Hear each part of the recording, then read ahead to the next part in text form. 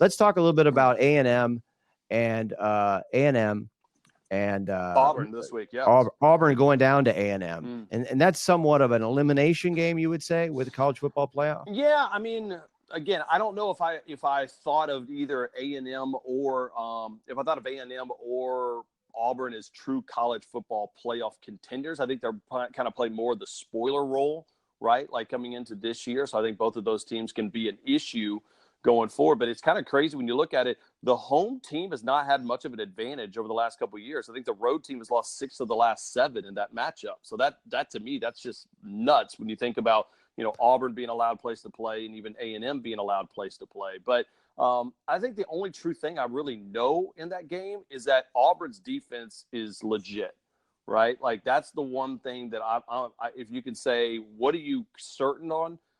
To be honest with you, is that Auburn's defense is going to be fantastic with Derek Brown. So maybe the performance by Herbert of Oregon might not be as bad as people think.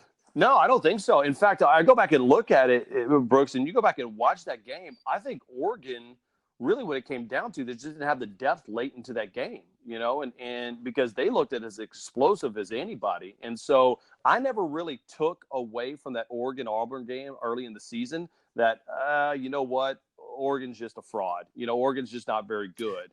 Ask Nevada if they're a fraud, right? Yeah, right. Yeah. I mean, and I go back and look at, I kind of felt that way when I saw Washington early. Like I saw them put up a monster numbers with Jacob Eason against like Eastern Washington. I'm like, everybody's like, oh, look at the Huskies. I didn't, look at what Cal was able to do to them. And so I was never buying Washington, but I do buy Oregon. And that's why, going forward, I think that Utah-USC game is going to be important for the Pac-12. But for this game, when it comes down to it, I got to find out if Kellen Mond is the real deal. Because this is a game that you have to take that next step.